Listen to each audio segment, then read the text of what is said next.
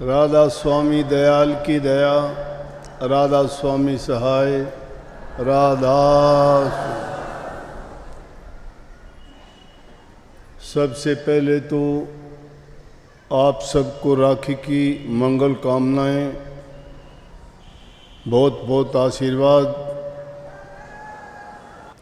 मैंने इसीलिए सत्संग के अलावा आश्रम में जो टाइम रखा है सत्संगियों के लिए, एक एक को समय देता हूँ कि उनकी अगर कोई बात है, किसी बात के लिए आशीर्वाद लेना है, किसी बात के लिए कोई सलाह मशवरा करना है, या कोई दिल का दर्द जो आदमी अपने प्यारे घर परिवार, रिश्तेदार, नातेदार, मित्रों से नहीं कह सकता, वो मेरे से मिलके अगर कह देता है तो उनका दिल का बोझ हल्का हो जाता है।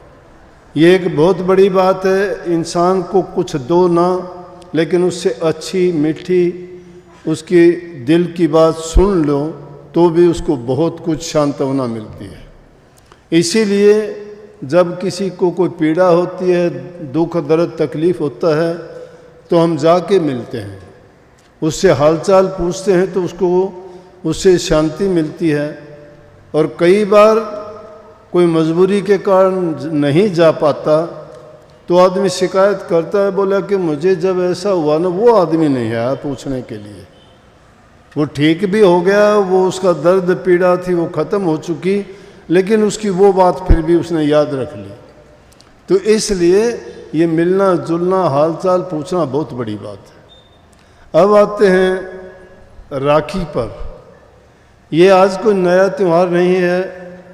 अपने देश में त्योहारों को जो महत्व दिया जाता है, किसी देश में ऐसा नहीं है।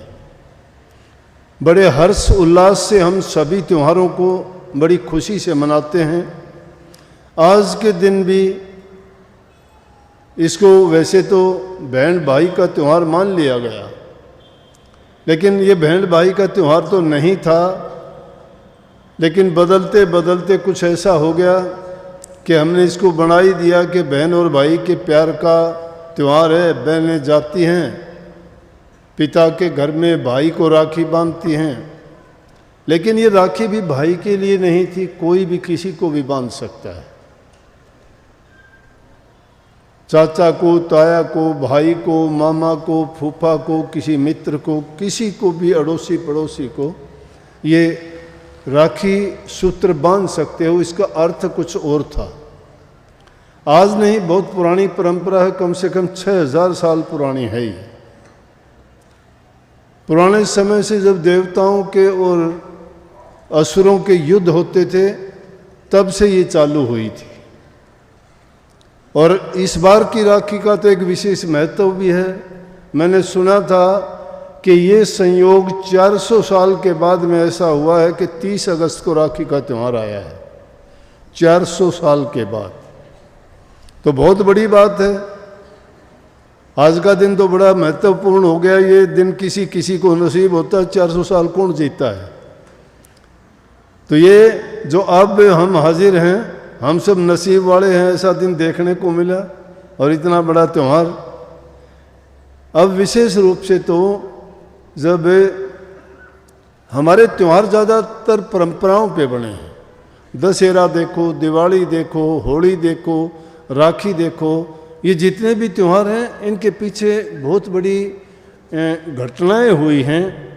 और वो यादगार घटना है जो अपने आप में हमें बहुत बड़ी शिक्षा भी देती हैं और उसके साथ साथ अच्छे संस्कार भी देते हैं।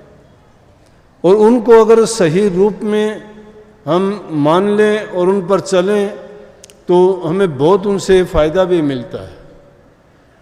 तो राखी का त्यौहार, तो इस सबसे बड़ी बात तो यह है कि अलेक्जेंडर के बारे में आपने सब ने सुना होगा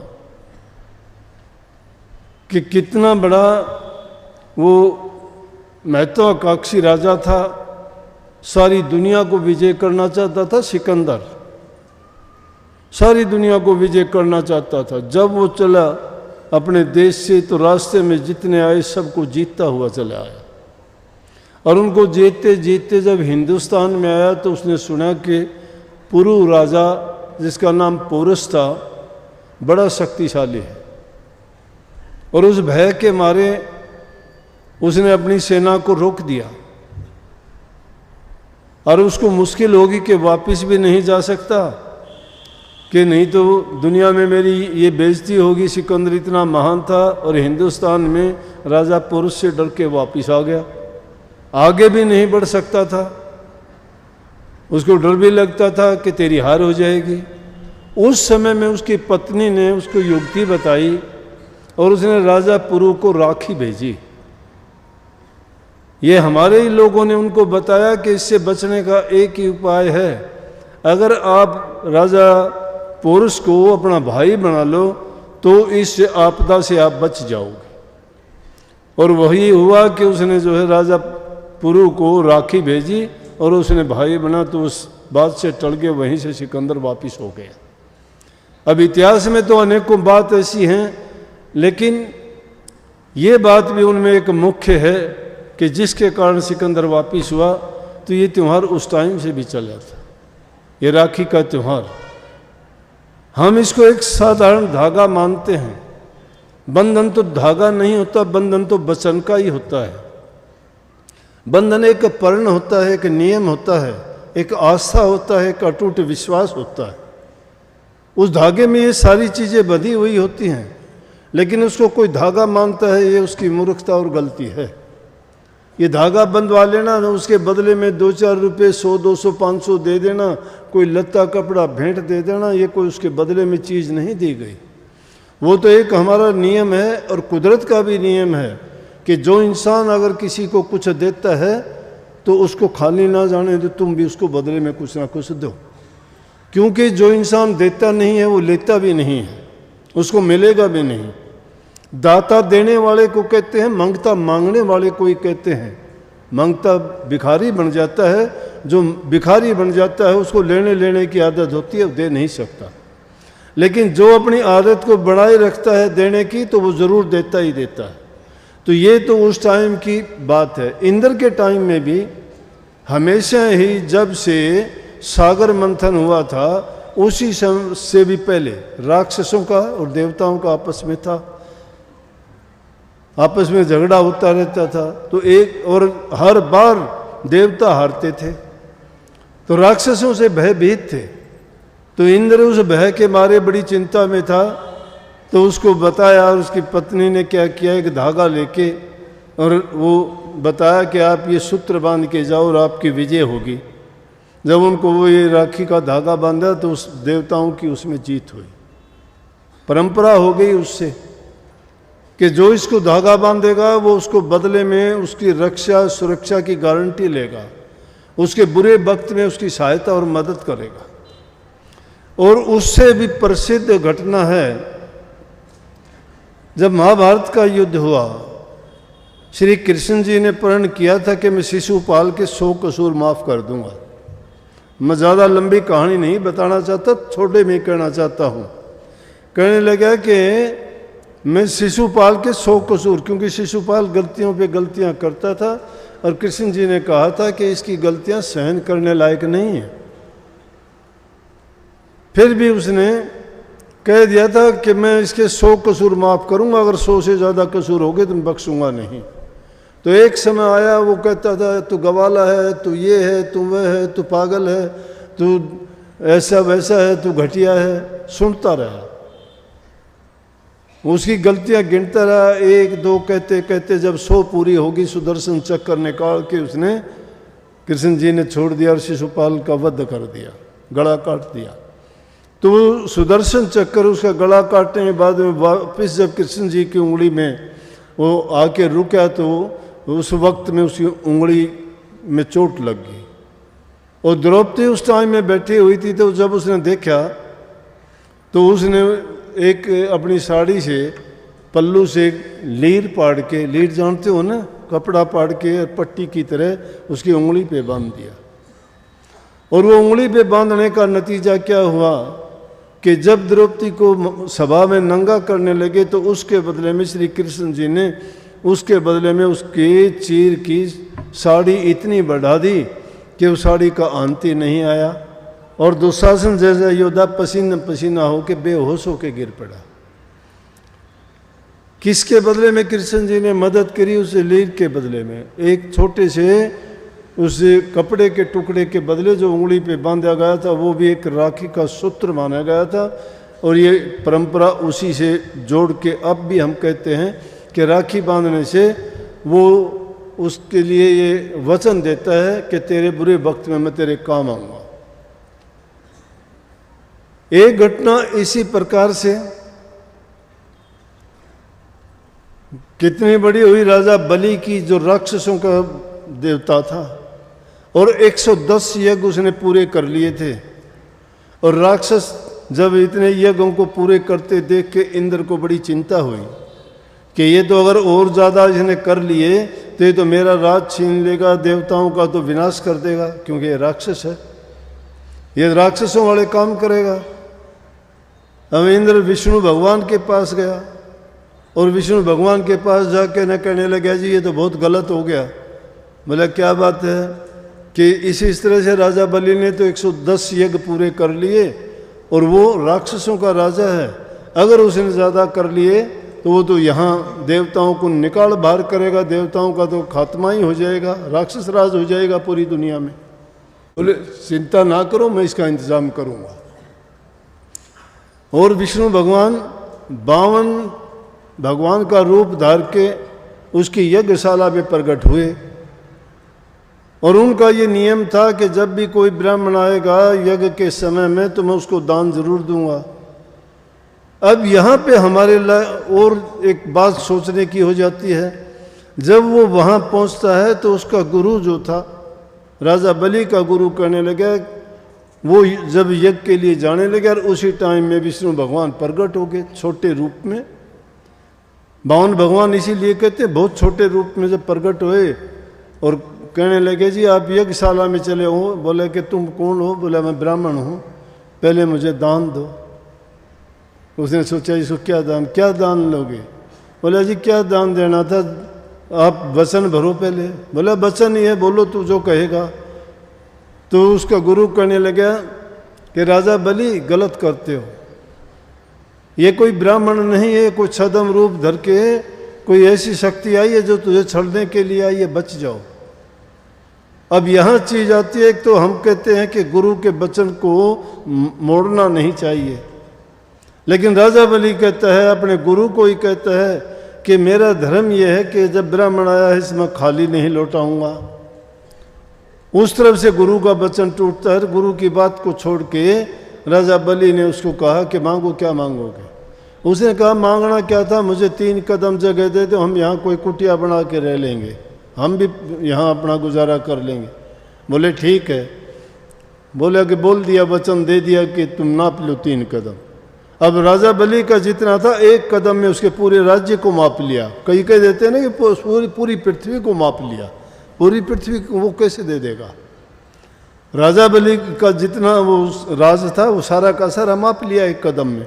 दूसरे में जितना हिस्से में समुद्र आता था वो माप लिया। बोला कि अब बता तीसरा कदम कहाँ रखूं?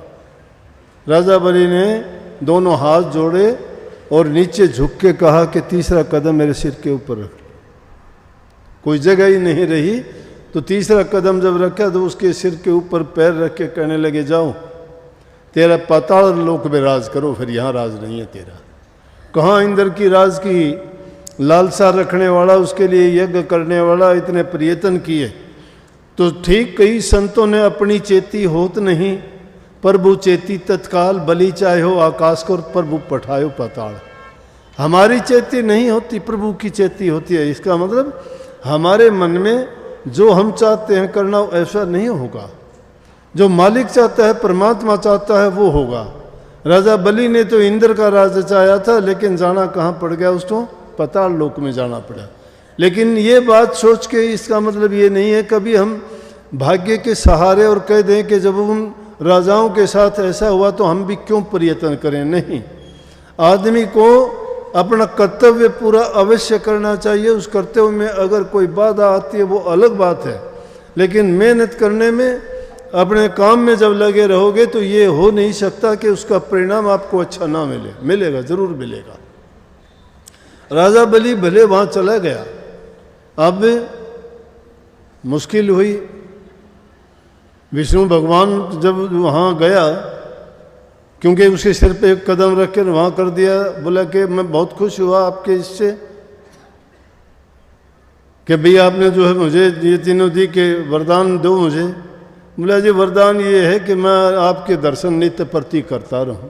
अब नित्य प्रति करता रहे तो वहीं खड़ा रहेगा वो। अब पाताल लोक में राजा बलि और पाताल लोक में विष्णु भगवान है। अब उनकी पत्नी को चिंता हुई कि कहाँ गए, ढूंढते ढूंढते नारद जी से मिली। नारद जी बताओ आप तो 3 लोक में घूमते रहते हो। बोले पाताल में बैठा है। राजा बलि ने छड़ लिया, छड़ने को गया था राजा बलि को, लेकिन बलि ने भी उसको छड़ लिया। बोला क्या हुआ कि पाताल लोक में, बोला कि किस विध छूटे, कि छूटने का एक ही उपाय है, आप जाइए और जाके राजा बलि को भाई बना लो, उसको रक्षा सूत्र बांध दो और भाई बना के फिर उससे मांग लेना, क्योंकि भाई बहन को इनकार नहीं करेगा। जब गई और जाके वहाँ राजा बलि के हाथ में रक्षा सूत्र बांधा और रक्षा सूत्र बांधने के बाद में कहा कि माँ, बोला कि मांग क्या मांगती है। बोला कि इनको आज़ाद करो, इनके बिना तो सारा खराब हो गया। तो जब विष्णु भगवान वापस आए तो क्या हुआ कि बहन और भाई का रिश्ता हुआ ना, और उस बहन और भाई के रिश्ते के कारण जो है विष्णु भगवान को वापस लेके आए। उनकी बुरे वक्त में उन्होंने सहायता की, इससे बहन और भाई का रिश्ता और गाढ़ा हो गया। और फिर इस त्यौहार को नाम दे दिया कि ये तो भाई और बहन का त्यौहार है। इस दिन बहनें जाएंगी अपने भाई को रक्षा सूत्र बांधेंगी, लेकिन इनमें से तो भाई का नाता कहीं भी नहीं था। इसी प्रकार से चित्तौड़ की रानी ने भी राजा हुमायूं को भेजा था। राजा हुमायूं को भेजा था। एक गुजरात के राजा ने जब चढ़ाई कर दी और वो उसका राजा नहीं था, तो वो उसने सोचा कि अब तो मेरी हार होगी, तो उसने हुमायूं को निमंत्रण भेजा, रक्षा सूत्र भेजा, तो हुमायूं ने उनकी रक्षा की। और वो उसका राजा की हिम्मत नहीं हुई कि उसके चित्तौड़ के ऊपर चढ़ाई कर दे। तो जब इस धागे में क्या है, ये बंधन है, और बंधन सिर्फ धागे से नहीं बनता है, वो बंधन मन से बनता है, भावनाओं से बंधता है और विचारों से बंधता है। जो विचारों से बंध जाता है वो बंधन कभी टूटता नहीं है। यही एक हल्का सा धागा तो हम शादी के टाइम भी तो बांध के लड़की को और लड़के को एक दूसरे के ऐसा बना देते हैं कि उनका नाता कभी टूटता ही नहीं है। अब तो युग बदलता जा रहा है, पुराने हमारे संस्कार टूटते जा रहे हैं, इस कारण लोगों के उन पे इतबार और विश्वास कम हो गए। साइंस का युग बढ़ता जा रहा है, बच्चों को पुरानी जो कहानी है या हमारी परंपराएं और रिवाज हैं उनसे बच्चे दूर जाते दिखाई देते हैं, जिनको इन बातों पर कम विश्वास और यकीन होता है। क्योंकि अब तो सिर्फ हमने जीवन को क्या मान लिया कि जीवन यापन का साधन ही मान लिया, जीवन जीने का नाम ही मानते हैं कि हमें सिर्फ जीना ही जीना है। लेकिन वास्तविकता तो ये थी कि इंसान का चोला जीवन जीने के लिए नहीं, जीवन जीने के लिए तो 84 लाख होने के जीव जंतु पशु पक्षी सभी जीते भी हैं, गुजारा भी करते हैं, संतान भी पैदा करते हैं, और जितनी उनकी सामर्थ्य है उस सामर्थ्य के अनुसार कोई घोंसला बना के, कोई ज़मीन में गुफा बना के, कोई और दूसरे तरीके से वो अपना जीवन बिताते हैं। इंसान अपनी जितनी इसकी बुद्धि चतुराई है, जितनी क्षमता है, उसके अनुसार काम करता है। मनुष्य का चोला पाके जिसने गुरु की खोज नहीं की, सत्संग में जो नहीं गया और प्रभु की भक्ति जिसने नहीं की, उनसे नाम दीक्षा लेके कमाई नहीं की, तो जीवन व्यर्थ चला गया। शिष्य और गुरु का भी बंधन इन बंधनों से अटूट होता है। वो धागा नहीं मानते, वो मन की भावनाओं को बांधते हैं, और वो नाता सब नातों से ऊंचा नाता होता है। वो नाता कभी टूटता नहीं है। वो ऐसा बंधन है, बंधन जितने भी होंगे आप देखोगे कि वो कुछ बंधन ऐसे हैं कि जो आदमी को गिराते भी हैं, कष्ट भी देते हैं। क्यों? घर परिवार से अगर बंधे जाते हैं, रिश्तेदार नातेदारों से बंधे जाते हैं, किसी बुरी भावनाओं आदतों से बंध जाते हैं, और वो करते करते होता भी ऐसा है, उनके बंधन हमें बांध देते हैं। इसलिए बंधन मुक्त होने के लिए अब सबसे बड़ा बंधन हम पर क्या पड़ा है? कितने बंधन हमारे पर पड़े हैं। हम जो बोलने वाले हम नहीं हैं, ये शरीर नहीं है, शरीर अलग है, रूह अलग है। रूह पर बंधन है, ये कवच है ऊपर का, ये दिखावे का। इसलिए स्वामी जी महाराज ने उन बंधनों का जिक्र करते हुए हमारे बंधन गिनाए हैं और कहते हैं, बंधे तुम गाढ़े बंधन आन, पहला बंधन पड़ा दे का, दूसर तिरिया जान, तीसर बंधन पुत्र विचारो, चौथा नाती मान, नाती के कई नाती होवे, फिर कहो रहा कौन ठिकान, चोलड़ पचलड़ सतलड़ रसरी बांध लिया उन गए करतान, कैसे छूटन होए तुम्हारा गाढ़े खुट्टे गड़े निधान, मरे बिना तुम छूटो नहीं और जीते जी तुम सुनो न कान। कितने बंधन हैं इसे देह के ऊपर, रूह के ऊपर। पहला बंधन देह का पड़ा, दूसरा बंधन शादी होगी पत्नी का पड़ गया, तीसरा बंधन बच्चों का पड़ गया, चौथा बंधन रिश्तेदार नातेदारों का पड़ गया, और वो ऐसे बंधन हो गए कि उन पर बट पे बट लग गया। कोई 2 लड़, कोई 3 लड़, कोई 4 लड़, कोई 7 लड़, कोई 8 लड़। जो जो हमारा इस संसार में पसारा बढ़ता गया, त्यों त्यों हम बंधनों में जकड़ते चले गए। लेकिन छुटावन हार जब आते हैं और सत्य से अवगत करते हैं तो उसकी तरफ हम ध्यान देते नहीं, कान करते नहीं।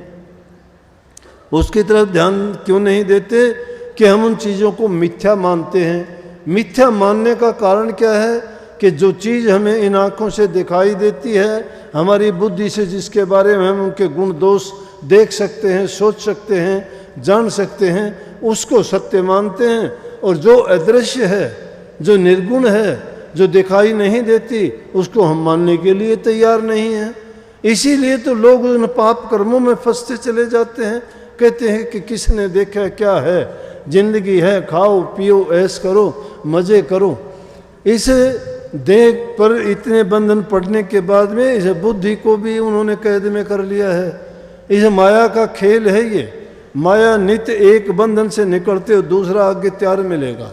लेकिन जिसने गुरु की दीक्षा ले ली, जो गुरु की शरण में जाके उनके वचन की पालना करता चला जाता है, उसके आगे से आगे दरवाजे खुलते चले जाते हैं। और उनमें से मोटे धंधे, ज़्यादा गहराई में जाऊंगा तो बहुत बड़ी बात है। मूलाधार से लेके 7 मंजिल तो ऐसी हैं कि पहली में तो देह से जकड़े हुए हो, दूसरी में इंद्री से जकड़े हुए हो, तीसरी में मन से जकड़े हुए हो, चौथी में प्राणों से जकड़े हुए हो, और 5 में अपनी भावनाओं से जकड़े हुए हो। इस दुनिया में जकड़न का हमारा एक ही कारण नहीं, छूटोगे कैसे? इन बातों से छूटने वाले नहीं हो कि 2 बात सीख ली इधर उधर की, या किसी ने 2 अक्षर 4 अक्षर का नाम दे के कह दिया छूट जाओगे। या बंधन के लिए किसके लिए कहा है? उसके साथ बंधो जो तुम्हें इस अंधकार से निकाल दे। उसका नाम गुरु है। गुरुओं की कमी नहीं है आज, गुरु कहीं है ही नहीं। पाखंड प्रचार हो गया, धर्म व्यवसाय हो गया, लोग लूटते हैं, खसूटते हैं, सच का ज्ञान खुद को नहीं दूसरे को क्या देंगे। अरे दूसरे को मुक्त वो कर सकता है जो खुद बंधन से मुक्त है। कबीर साहब तो कहते हैं, कबीर निर्बंध बंध रहा और बंध निर्बंध हो। क्यों है बंध निर्बंध? ये गुरु तो बंधे पड़े हैं और जो बंधे हुए हैं उनको खोलना चाहते हैं। अरे तुम खुद बंधे हुए हो, दूसरों को कैसे खोल दोगे? अगर उनको खोलना चाहते हो तो पहले अपने आप को तो खोल के देखिए ना।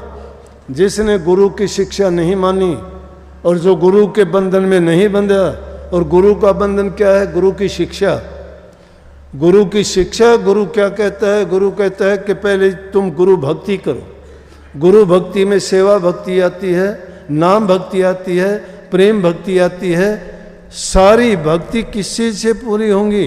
गुरु भक्ति से पूरी होंगी। इसीलिए स्वामी जी महाराज कहते हैं, गुरु भक्ति दृढ़ के करो, पीछे और उपाय। अगर तुम भक्त मुक्ति के उपाय करना चाहते हो, छूट जाने का उपाय करना चाहते हो, तो पहले गुरु भक्ति करो दृढ़ के।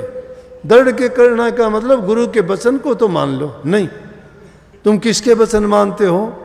गुरु रात दिन पढ़ाता है, गुरु रात दिन सिखाता है, गुरु अच्छी सच्ची बातें बताता है, फिर भी तुम उन बातों को छोड़ के पाखंडी आदमी एक दिन में तुम्हारी अकल को भरमा देगा। एक दिन में भरमा देगा, कुछ का कुछ कह के वो बातें तुम्हें सच्ची लगेंगी। भरम किसको कहते हैं? कि जो सच्चाई को छोड़ के झूठ बात में अपना सोच शुरू कर दे, वो भरम है, वो इल्यूजन है। एक सच्चाई की चीज़ है, उसको खुद नहीं जानता, अपनी बुद्धि की कसौटी पे वो नहीं कसता है, एक मूर्ख आदमी अपनी बात बता के उसको मूर्ख बना देता है, फिर वो सच्चाई क्यों? तो इसलिए कही कि गुरु भक्ति को दृढ़ के करो। गुरु भक्ति को दृढ़ के क्या करोगे? गुरु के वचन की पालना करके देखो। हम तो गुरु के वचन में ही संशय खड़े कर देते हैं कि गुरु ने ऐसा क्यों कहा, गुरु ने ये मेरे लिए नहीं कहा, ये गुरु ने ये उसके लिए कहा होगा क्योंकि वो ऐसा आदमी था, मैं ऐसा नहीं हूँ। इंसान में ये एक भूल है कि वो अपने आप पर उस चीज़ को आने ही नहीं देता, वो दूसरों की ओर टालता रहता है। गुरु तान तान के वचन मारता है जो उसके हृदय को बेंध देते हैं। बेंध देते किसको हैं? जो सच्चे ज्ञान का अधिकारी है, जो खोजी बन के इस आध्यात्मिक दुनिया में उतरा है। और उसमें जो उतरता है, क्यों पुराने ज़माने में क्यों घर छोड़ देते थे, क्यों भाई बंधु परिवार को छोड़ देते थे? क्योंकि वो जानते थे कि ये संसार का प्यार एक तरफ है और प्रभु का प्यार, संसार का प्यार, रिश्तेदारों का प्यार, घर परिवार का प्यार, ये मतलब के साथी मतलब का प्यार है ये। लेकिन उसमें किसी का मतलब नहीं है। वो प्रेमा भक्ति कहलाती है जिसमें निखालस प्रेम है। और वो प्रेम जिसको मिल जाता है तो वो इसकी तरफ नज़र उठा के क्यों देखेगा? उसको पता है ये रैन का सपना है, ये टूट जाना है, लेकिन वो सत्य है, वो कभी टूटता नहीं है, वो अटल है, वो कभी बिगड़ता नहीं है। ये तो बिगड़ते हैं, बनते हैं, आज टूटता है, कल को फिर बन जाएगा, कल को बन जाए फिर टूट जाएगा। जो बनते बिगड़ने वाली चीज़ें हैं उसमें सच्चाई तथ्य नहीं होती। इसलिए गुरु तुम्हें बार बार चेताते रहते हैं सत्संग के माध्यम से, वचनों के माध्यम से और नेक कर्म की तुम्हें प्रेरणा दे के कि तुम ऐसा करोगे तो तुम्हारा कल्याण होगा, तुम्हारा हित होगा, तुम्हारा लाभ होगा। जीवन को सुखी तभी जी सकते हो आप, जीवन का सार मिलेगा तो। हम सिर्फ शरीर के सुख को मानते हैं, इंद्रियों के भोगों को सुख मानते हैं, मन की सोची हुई को सुख मानते हैं, लेकिन जो हमारा रूहानी सुख है उसको जानते नहीं हैं। और रूहानी सुख में रूह के लिए क्या करते हैं हम? आत्मा के लिए कुछ नहीं करते, शरीर के लिए करते हो, ये तो 5 तत्व का है, बिखर जाएगा। मन के लिए करते हो, शरीर है तो उसमें मन काम करता नहीं, मन कोई चीज़ ही नहीं है। विचार है तो ये तो मन में पैदा होंगे। जैसा शरीर के साथ बर्ताव करोगे, जैसा अन्न खाओगे, जैसे माहौल में रहोगे, जैसे व्यक्तियों की संगति करोगे, उसके अनुसार तुम्हारे विचार बदलते रहेंगे, जीवन बदलता रहेगा, तुम बदलते रहोगे, वो तो बदलता रहेगा। लेकिन रूह वो बेचारी इसके प्रभाव के कारण बेदम हो जाएगी, उसका कोई सहारा नहीं। उसको ताकत जब मिलती है जब उसको रूहानी ज्ञान मिले, और रूहानी ज्ञान उसको जगा देता है। हम संसार की तरफ से तो जागे रहते हैं, लेकिन प्रभु की तरफ से हम सोए हुए हैं। इसीलिए कबीर साहब ने कही है कि सोवत अड़े नर गए 84, जागत अड़ा ने जुग जीत्या। सोवत अड़े नर गए 84, जो लोग सोए पड़े हैं वो 84 क्या है? 84 लाख योनियाँ हैं। 84 लाख योनियाँ कौन सी हैं? कि 4 खाने में, कोई अंडे से पैदा होने वाली, कोई झिल्ली से पैदा होने वाली, कोई पानी मिट्टी से, कोई पसीने से पैदा होने वाली, ये 4 खान है। और इस 4 खान में 84 लाख प्रकार के जीव हैं। इसीलिए कबीर साहब की जो वाणी थी, और इस वाणी में क्या कहा? अरे मनमूर्खा भाई गुरु बिन जागा कौन सी घाटी। वो घाटी कितनी? 84 लाख घाटियां हैं, एक नहीं। कहता है कि गुरु के बिना कौन सी घाटी उतरेगा तू, क्यों तुझे ज्ञान ही नहीं, पता नहीं है। वो 84 लाख योनि, 9 लाख जल के जीव हैं, 10 लाख पखेरु जान, 11 कीट भरंग हैं, 27 20 बखान, 30 लाख पशु योनि है, 4 लाख नर होई, तुलसी इनमें राम भजे धन है सोई। धन्य वो जीव माने गए हैं जो प्रभु की भक्ति करते हैं। नहीं तो इस 84 लाख योनि के हम मुसाफिर हैं, बार बार आते हैं जाते हैं, धक्के खाते हैं, इसके काल कष्ट के दुख सहते हैं और फिर आते हैं और चले जाते हैं। तो आवागमन लगा हुआ है, जैसे कीड़ी का नाल है, खुशी होती है, बच्चे पैदा होते हैं। इसलिए जो बंधन मुक्त है उसकी सेवा करो, तुम्हें पल में छुटा लेगा। बंधे को बंधा मिले छूटे कौन उपाय, बंधे को बंधा मिलेगा कौन उपाय से छूटेगा वो? सेवा कर निर्बंध की तो पल में ले छुटाए। उस निर्बंध की सेवा करो जो खुद निर्बंध हो चुका है। जिसने खुद साक्षात्कार कर लिया है, जिसने खुद उनका अनुभव किया है, उस सिर्फ अनुभव ही होगा। अब अनुभव की बात कोई आपको हमें कोई बताता है तो उस पर विश्वास करना बड़ा कठिन हो जाता है। लेकिन संतों ने कहा है कि इसी जीवन में करके देख सकते हो। अगर कोई कहे कि मरने के बाद तुम वहाँ जाओगे, वहाँ जाओ, कहीं नहीं जाना आना। जिसने इसी जीवन में करके नहीं पाया, नहीं देखा, नहीं उसने अनुभव किया, तो उसको कुछ नहीं मिलना, पता नहीं कहाँ जाएगा ये जीव धक्के खाता हुआ। इसलिए संतों ने स्पष्ट कही कि जीवत समझो, जीवत बुझो, जीवत मुक्ति निवासा, मुए मुक्ति बतावे गुरुआ झूठा दे विश्वासा। कि जो कहता है मरने के बाद तो मुक्त हो जाओगे, वो झूठा विश्वास देना है। जीते जी समझो उसको, जीते जी उसको जानो। और उसका तरीका एक ही है कि नाम का सुमन करो, सुबह शाम ध्यान करो और उस शब्द को सुनने का प्रयास करो। अब इसको जानने की हम बातों से जानना चाहते हैं, ग्रंथों में ढूंढना चाहते हैं, ग्रंथों में और पोथियों में थोड़ा मिलेगा। इनका तो सीधी सी बात यह है कि नाम जपो, मन बस करो, और यही बात है तंत्र।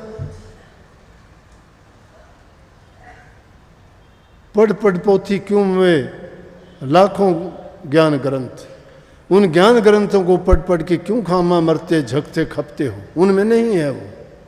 पंडित तेरी पोथिया सिराने धर के सो, इसमें तो वो अक्षर नहीं, बाँच बहु जाए रो। उनमें वो अक्षर नहीं है, किताबों में नहीं है। ये किताब तो लिखी गई है किस चीज़ की? मन में उठने वाले संकल्प की। ये संकल्प विकल्प जो उठे, जैसे अनुभव किए, वो लिख दिए गए। लेकिन जो वास्तविकता है वो लिखी नहीं जा सकती, जो वास्तविकता है वो कहीं नहीं जा सकती। उसका अनुभव किया जाएगा, और वो अनुभव किससे होगा? गुरु भक्ति की दृढ़ करने से। फिर और उपाय तो बाद में करोगे। ये जो उपाय बताए गए हैं कि भाई ध्यान कर लोगे या सुमन कर लोगे या तुम शब्द भी सुन लोगे या प्रकाश देख लोगे, गलत बात है। मैं कहता हूँ गुरु भक्ति जिसने दृढ़ के नहीं की, उसका बाप भी नहीं कर सकता, सुमन भी नहीं कर सकता। गुरु से दरो घात जो रखता, गुरु को मानस रूप समझता, से सो जीव जानो अपघाती, उन संकाल करे उत्पाती। गुरु को मानस रूप जानोगे क्या? फिर कभी आपका नहीं है। गुरु भक्ति दृढ़ के कहाँ हुई? जो गुरु भक्ति को दृढ़ कर लेगा, कहता है और उपाय तो बाद में करना, गुरु भक्ति दृढ़ करने की जरूरत है। हम तो डरते हैं, दुनियादारों से डरते हैं, रिश्तेदारों से डरते हैं, घर वालों से डरते हैं। जो तुम्हारा नुकसान करते हो उनको प्यारा मानते हो, और जो तुम्हारे हित की बात कहता है उसको तुम दुश्मन समझते हो। तुम्हारे हित की बात कौन कहता है? तुम्हारे हित की बात तो वो होगा जो आदमी निर्लेप होगा, निष्पक्ष होगा। निर्लेप और निष्पक्ष गुरु से बढ़ के कोई हो नहीं सकता। अगर गुरु किसी के बारे में या किसी के प्रति द्वेष रखता है, भेदभाव करता है, ईर्ष्या रखता है, वो गुरु नहीं है। राजा, वैद्य, गुरु और न्यायाधीश, ये अगर पक्षपात करते हैं तो सही मायने में न्याय नहीं करते। यहाँ जज साहब बैठे हैं, कभी कह दें कि मेरा नाम भी ले दिया, लेकिन ये अगर पक्षपात करते हैं तो वो अपने काम के प्रति न्याय नहीं करते हैं। राजा को पक्षपात नहीं करना चाहिए, प्रजा उसकी संतान है, उनको सही फैसला सोच के करना चाहिए। गुरु को भेदभाव नहीं करना चाहिए, फिर वो गुरु नहीं है, पक्षपाती है, वो निष्पक्ष नहीं है। और इसी तरह से वैद्य की तो कहानी मैं सुनाया करता हूँ। जब लक्ष्मण मूर्छित हो गया था, जब श्री रामचंद्र जी लंका पर चढ़ाई की, उनका छोटा भाई लक्ष्मण युद्ध के मैदान में मूर्छित हो गया। विलाप करते हैं रामचंद्र जी, कोई इलाज नहीं है, कोई वैद्य नहीं, कोई हकीम नहीं, कोई दवाई नहीं। हनुमान जी से कहते हैं क्या उपाय करें? कि जाओ कहीं से वैद्य कहाँ देखें? लंका रावण की थी, वहाँ ढूंढने के लिए गया, वैद्य के मकान से जाके वैद्य को ही उठा लिया, और वैद्य को भी कैसे? सुधा मकान उठा लिया। क्योंकि अगर मकान वहाँ छोड़ देता तो रावण को पता लगता, उसको अब मकान ढूंढ के उसको आग लगवा देता। लेकिन उसने सोचा वैद्य का मकान ही उठा लो, कौन कहेगा कि वैद्य का मकान यहाँ था। लेकिन वैद्य को लेके आए तो वैद्य भी कह सकता था कि देखो भाई दुश्मन की सेना का है ये, मैं इलाज नहीं करूँगा। लेकिन वैद्य निष्पक्ष था, उस वैद्य ने न्याय किया, लक्ष्मण के लिए बता दिया मेरे पास दवाई नहीं है, मैं बता सकता हूँ ये दवाई कहाँ मिलेगी, लेके आओ, दे दोगे बच जाएगा। उसने दवाई बताई, हनुमान जी लेके आए और लक्ष्मण को दवाई दी और वो मूर्छा से बाहर आ गए, ठीक हो। वैद्य का ये काम होता है, पक्षपात नहीं करेगा। और ज्योतिषी पंडित, उनको भी नहीं चाहिए पक्षपात करें। महाभारत के युद्ध के समय में सहदेव ने भी ऐसा ही किया था। उससे भी जब पूछने के लिए गए तो उन्होंने सही मुहूर्त बताया। दुर्योधन उससे पूछने के लिए गया कि बताइए भाई, उन्हीं के साथ युद्ध है, लेकिन ज्योतिषी था सहदेव। बोला सहदेव ये बताओ कि युद्ध किस मुहूर्त में शुरू किया जाए कि जीत हो। बोला भाई इस मुहूर्त में शुरू करेगा तो जीत होगी, उन्हीं के साथ युद्ध करना है, वही उसको मुहूर्त बता रहा है। और जब युधिष्ठिर उनके पास जाके कहता है, बोला भाई सहदेव बता युद्ध का मुहूर्त कौन सा होना चाहिए। बोला मुहूर्त तो एक ही था, वो तो मैंने दुर्योधन को बता दिया। बोला तो एक बता सकता हूं, जीत किसकी होगी और कैसे होगी।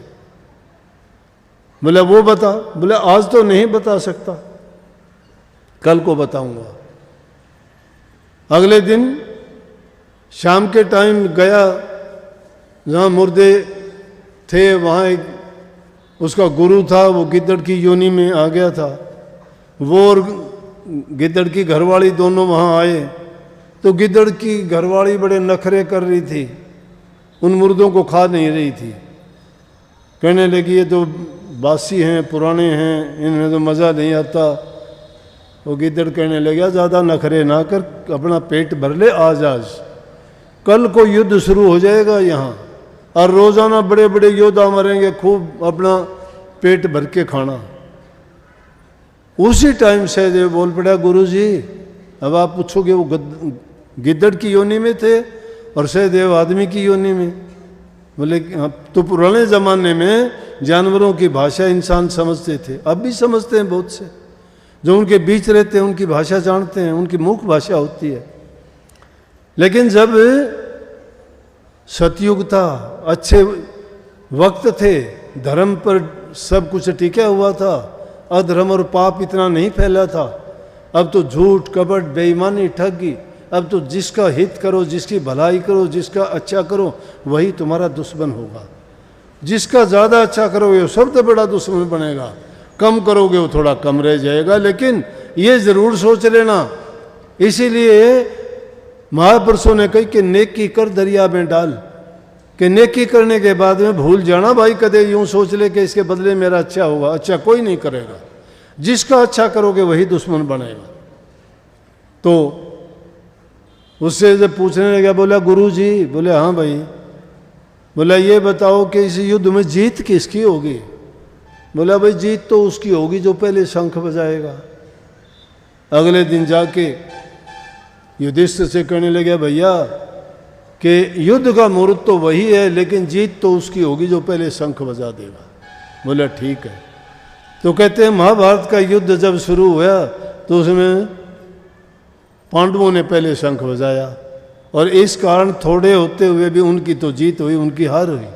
लेकिन वो सब रचना थी, वो आगे आने वाली घटना थी, वो उनका ज्योतिष का अनुमान था। उन्होंने बता दिया कि ये ऐसा होने वाला है।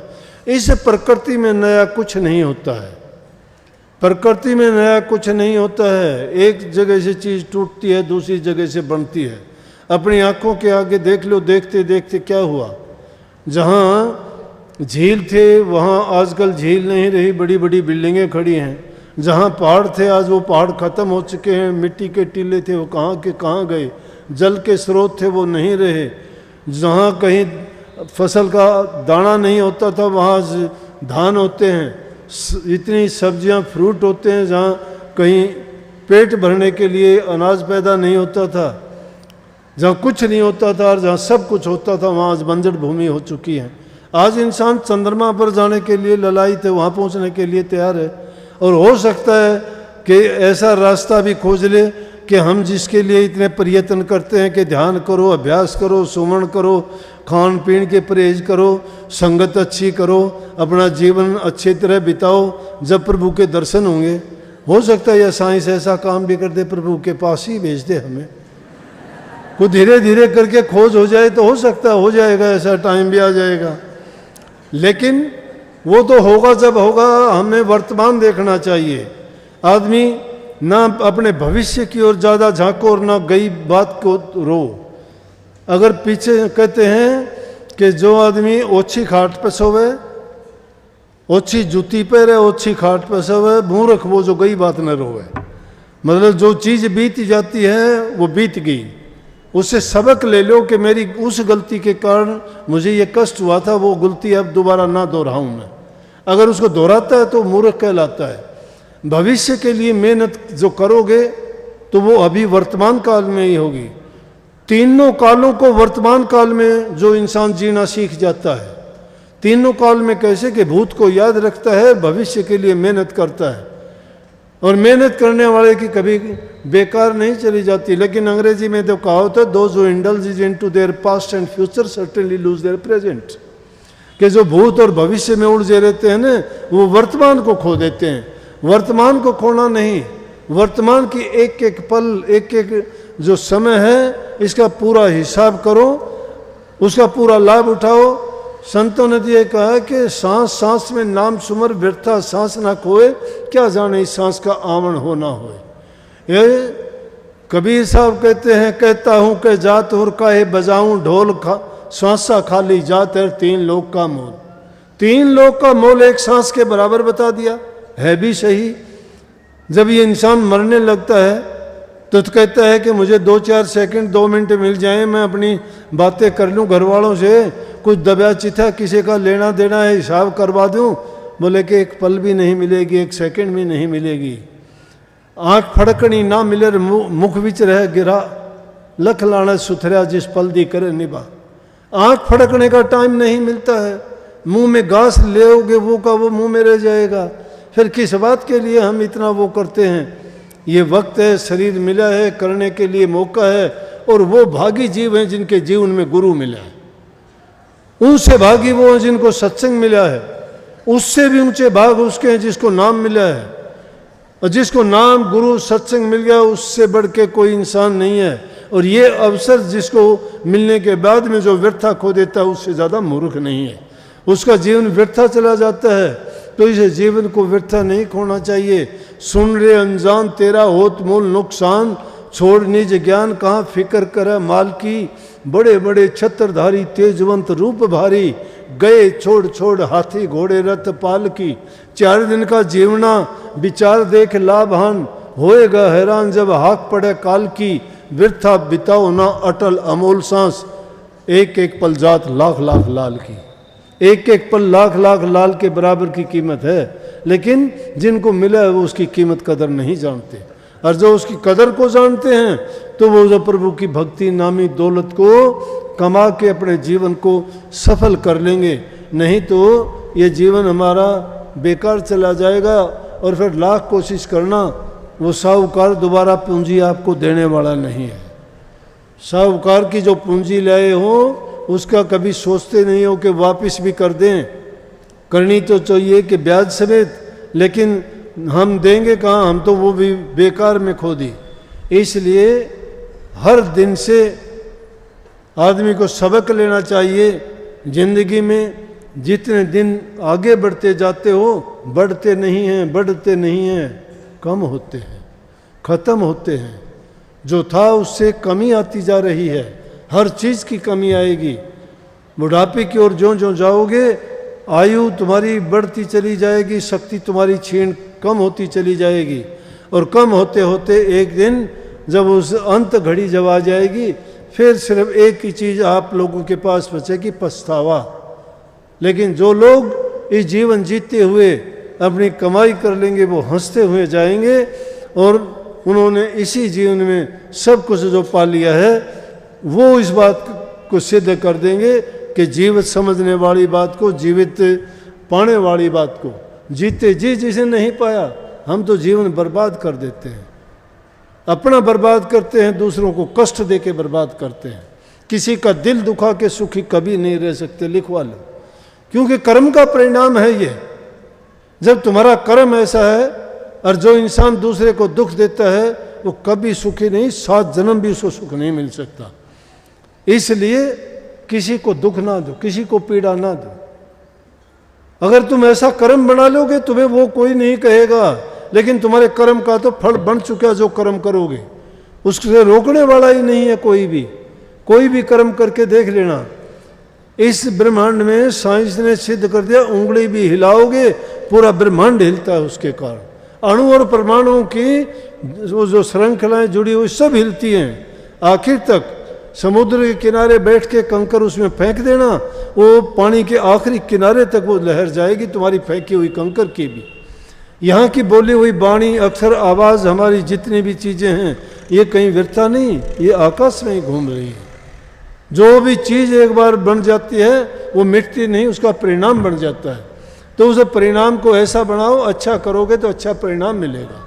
लेकिन जो आदमी दुष्ट प्रकृति के हैं, पशु योनि से आते हैं, पशु योनि से, राक्षस योनि से आते हैं, उनको मांस कैसी देर शरीर तो है लेकिन कर्म उनके पशुओं वाले हैं, राक्षसों वाले हैं। तो ऐसे जो राक्षस जब मिल जाते हैं, खुद का तो जीवन उनका कुछ होता ही नहीं है, लेकिन वो दूसरे को भी बर्बाद करते हैं। तो ऐसे दुष्टों के लिए संतों ने यह कहा कि ऐसे दुष्टों के तो दर्शन भी नहीं कराना। क्यों कहते हैं कि नेक इंसान के दर्शन करोगे तो भी तुम्हारा हित होगा, तुम्हारा अच्छा होगा, और उससे तुम्हें, अगर सुबह सुबह तुम्हें कोई नेक इंसान मिलता है, आप बड़े खुश होते हो कि आज तो अच्छे दर्शन हुए हैं, सारा दिन अच्छे काम होंगे। और जब किसी दुष्ट के होते हैं और सारे काम तुम्हारे उल्टे पुल्टे होते, कहते हो आज तो उस दुष्ट के दर्शन हुए थे, सब हमारा सारा बिगाड़ हो गया। इसलिए नेक काम करने वाले इंसान के तो दर्शन भी अच्छे हैं, और नेकी करने वाले इंसान का संग मिल जाए, उनके साथ समय बिताने का समय मिले, तो समझो कि जितनी पल उनके साथ बिताई गई है वो तुम्हारे लेखे में अच्छी लिखी गई है, उनका फल तुम्हें अच्छा मिलेगा। और जो नित्य प्रति सत्संगत में रहते हैं, प्रभु की भक्ति करते हैं, नाम का सुमरण अभ्यास करते हैं, कोई कठिन बात नहीं है। इसको मन को एकाग्रचित्त करना है तो कठिन, कहने में बड़ा आसान लगता है, क्योंकि मन को आदत हमने और ज़्यादा डाल रखी है, वो हमने डाली थी। हमने इस मन को पहले पूरी छूट दे दी, इसको निर्बंध कर दिया कि घूम कुछ भी कर, ये कहता रहा, हम करते रहे, इंद्रियों के भोगों में फंसाता रहा, फंसते रहे, बुराइयों में हमें ले जाता रहा, हम उन बुराइयों में जाते रहे। इसने जो चाहा वही हमने कर दिया, शरीर से चाहा शरीर से किया, मन से चाहा मन से कहा, विचारों से कहा विचारों से किया, और करते करते हम इस मन के अधीन हो गए। अब ये करता है, हम उसके पीछे चले जाते हैं, मन के साथ बंधे। इसलिए कही है कि प्रीत गुरु संग ना करी मन कहाँ लगा ली यारी। प्रीत गुरु से अगर करते इन चीज़ों से यारी नहीं लगाते तो हमारा कल्याण उद्धार हो जाता।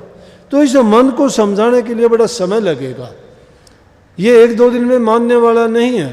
परंतु कही है कि तेरी बनत बन जाई, तू लागा रहिए मेरा भाई रे, तेरी बनत बन जाई रे। किसकी नहीं बनी? धन्य की बनी, प्रहलाद की बनी, रैदास की बनी, कबीर की बनी, मीरा की बनी, भेलनी की बनी, तो हमारी क्यों नहीं बनेगी भाई? हम भी तो वैसे ही है ना। बनाने का जब प्रयास करोगे आपकी भी बनेगी, और गुरु को मुख्य रखोगे, मन को पीठ दिखा दोगे तो गुरुमुख बन जाओगे, मनमुखता से बच जाओगे। जो मन की कही करता है, मन के काम में रहता है, वो मनमुख होगा। जो गुरु की आज्ञा में, गुरु का वचन देखने में, सुनने में, करने में तुम्हें कठिन लगता हो, तुम्हें बुरा लगता हो, तुम्हें लगता हो तुम्हारी हानि होगी, आजमा के देख लेना, कभी तुम्हारा उसमें अहित नहीं होगा, वो तुम्हें लाभ देगा।